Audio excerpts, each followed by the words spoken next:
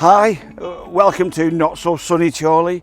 I've met some of you before, but my name is Phil Boynes. I'm the CEO of Parking Eye, and today, because we have lots of people working from home, we're actually going to give you a virtual tour of the office.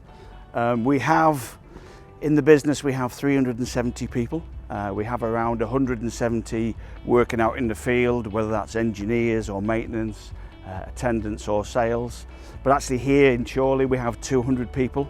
And our main office building is as you see in front of us, and when I joined 5 years ago, we had roughly half of the building, and then over the last few years we extended and then actually took over the whole of the building. And then in the last year, as our expansion continued, we actually moved into West March House over here, which is probably been with us now for a year. Our expansion is continuing. And up until March, we were in discussions with having a greenfield site built by Chorley Station, which is about a mile as the crow flies from here, for us to move into as we continue with our expansion. But for now, the building's empty, but my senior exec team are here to help us walk around, explain what happens in each department, how many people are in there, what they do, and to show you some of the good stuff that we do as a business. So if you'll come with me this way, then I'll introduce you to some of the team. Thank you. Right, please come this way. So this is our finance, legal and commercial department, and for the finance team we employ 12 guys, and I would expect we have management accountant, financial accountants, tax, payroll. And key to what we do, actually, last year we invested in a financial planning and analysis team, which really helps shape our strategy in the way we operate. And they really do help us work together with our customers to make sure that we deliver the best deal for both in partnership. And the data that they actually then work through when it comes into our legal team and our commercial team, and in here we have 6 people making sure that we have the right contracts, making sure that our contracts are robust for both parties. And it's worth pointing out that in here, we have one guy who purely is looking after GDPR. Our data, your data, motorist data is absolutely key to that privacy and that data security. So we employ somebody purely to look after that side of our business. And if I can now, I'll take you upstairs to meet one of our exec members, and they'll take you through the next department. Thanks, Phil. As Phil says, I'm Mark Anfield, I'm the Operations Director, and I look after everything from the initial survey stage all the way through to the likes of appeals and quality assurance. So the appeals team, that's 50 full-time staff. Some are dedicated on various sectors such as the NHS sector, and there's a team dedicated to the independent appeals service, Poplar. The process kind of works where on receipt of a parking charge notice, a motorist can either write to us or they can go via our web form on our website. And interestingly, over the last year or two, there's been quite a big shift to more online appeals, which is good. It's good for the motorist, makes it a lot quicker and easier for them, and it also enables us to get that information in the right format with all the relevant attachments and useful information, and that can go straight into our internal KN appeals system.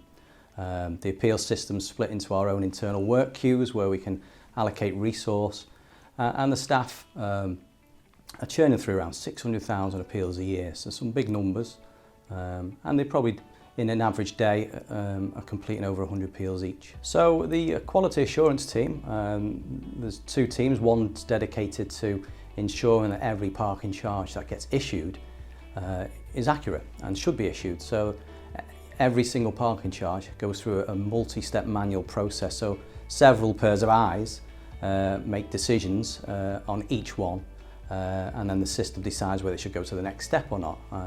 And ultimately, if it meets the criteria and it qualifies as a parking charge notice, it will get issued. If not, it won't get issued. But we need that manual intervention to ensure that accuracy levels are in the 99.9% for obvious reasons. The rest of the team are actually doing, of the quality team, are actually looking at all different parts of the business. So anywhere we're making lots of decisions, so whether that's appeals, adding permits, system configuration, car park setups, they're looking to make sure that everything's right and done correctly. What's different about our quality assurance team is probably the size of it. There's 30 staff who are just solely dedicated on making sure all the decisions and actions we take are at the highest possible quality levels. They're making thousands of manual decisions. In terms of the pre-parking charge notice decisions making that I referred to before, match checking, they're making over 500,000 decisions a week, which is a lot of effort and time and resource, but we dedicate this resource to make sure that what we're doing is 100% correct, or as close as we can be. So around 1% of all parking charges we issue end up being referred to Poplar by the motorists, and our success level's over 82%, and it's probably for the largest operators out there, it's higher than any other operator has been for many years, something we're very proud of. So that's a little bit about me and some of my teams. I'd now like to hand over to Simon Nixdorf, our IT Director.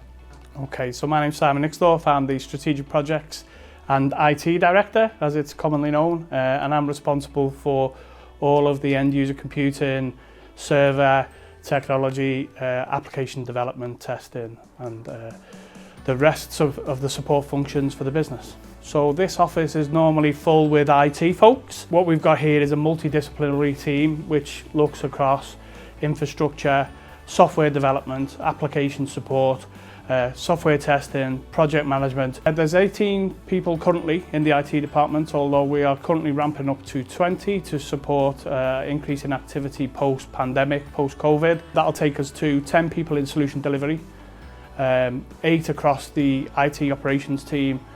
10 does seem like a lot across solution delivery. I think the context to that is that we pride ourselves on being able to deliver flexible solutions towards the customer's needs, and so what we have is a range of bespoke applications that we have to enhance or build features on as we go. It's not actually 10 in development, so that's a mixture across development and testing, and obviously management in there too. We pride ourselves on making sure that we go through a robust QA and testing regime before we deliver any features into the core platform. KN, as I mentioned before, is a third generation system. What we've put into it is a lot of heart and soul and lots of domain knowledge and lots of feedback from customers. So what we have is a very strong application that supports all aspects of our business end to end, both from pipeline and installations right through to in-life support and maintenance of the applications. We also call upon 24/7 database administration support through a gold accredited vendor who effectively allows us to be our operations run 24 hours a day, 7 days a week, and obviously we need to make sure that those applications are live, up and running and stable. At the moment, all the infrastructure is on premise. We've got a really exciting project planned in the short term, and that's part of our recruitment strategy to support a move towards the Microsoft Azure cloud in the future, and that's a fairly important project for us because it gives us a strategic base to grow the business in line with the business's needs. So what we don't support within the IT function here in this office is all the kit that's outside in the field. So we do manage and support all the applications that run on those devices and also the integrations into the core management platforms. But there is a separate technical team that look after the uptime, maintenance and installation of kit that's outside the four walls, if you like. And actually that's where you will be heading to next to meet Martin Robinson, who looks after all those teams. Thanks, Simon.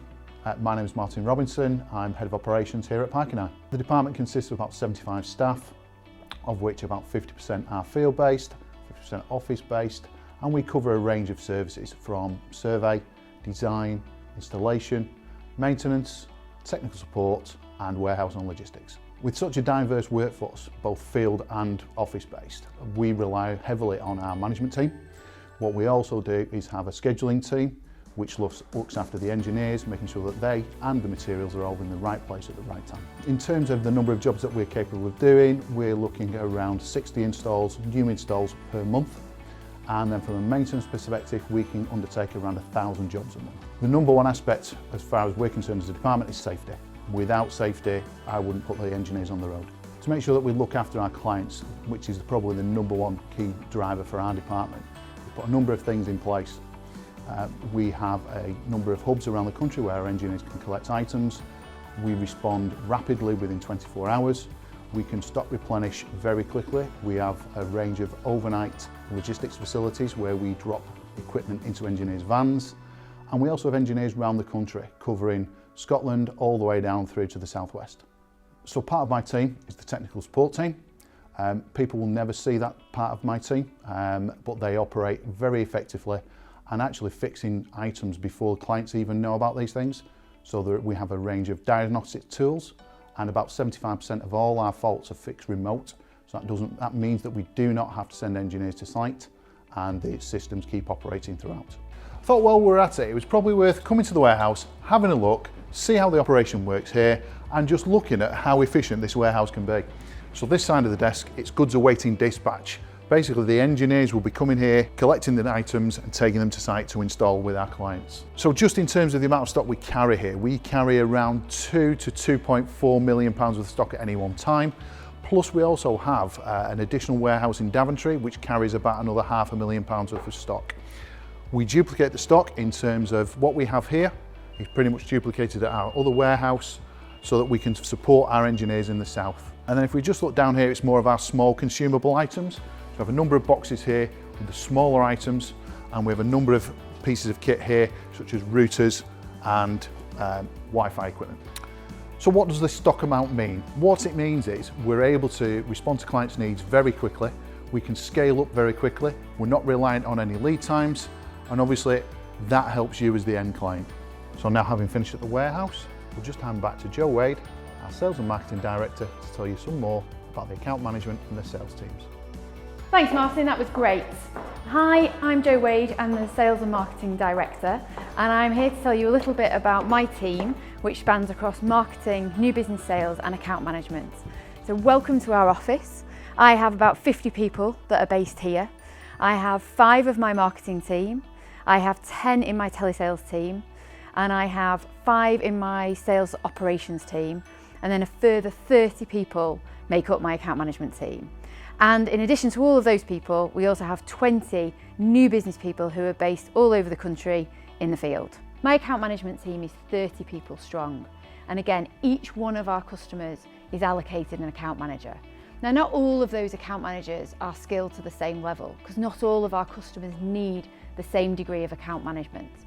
Potentially, some of our bigger customers with multi-sites will need a key account manager. And where that's needed, we'll aim to make sure that we match a key account manager with sector expertise and experience to those customers. And then at the same time, some of our smaller customers who don't need as much input and don't need as much insight from their relationship with us will have an account executive. And that account executive will also stay in regular touch with that customer to make sure the solution that we've proposed right at the start is what really works for their business. So there is something which makes it really special to be part of this business, and that is that we really put the customer at the heart of everything that we do. That's really relevant for our account management team, who truly are at the interface with our customers. We work tirelessly to make sure that we're working in partnership with those customers. We've had feedback from our customers to say how impressed they are with the level that our team go to make sure they are going above and beyond. We've had examples of account managers answering phones whilst they're on holiday, dealing with issues whilst they've been poorly or off work. And whilst that's not something we ask them to do, actually that's about them putting the customer first. Our aim is very much to have a partnership with our customers. We aim to make sure that we can bring more to the party and we can act as a trusted advisor. In particular, things around data, which will enable our customers to make decisions internally using data that either they may have and that can triangulate with the data that they've got internally, or is brand new data, to make sure that they can make the best placed decisions about their business that they possibly can. So thank you very much, that's it from me, and I'm going to hand you over to Phil for the final few words. Thanks, Joe. So thank you very much for taking the time to take our virtual tour with us. Hopefully we've answered more questions than we've raised, but if you've got any questions, by all means contact us, you know where we are. In the meantime, stay safe and hopefully we'll see you again soon. Thank you and bye-bye.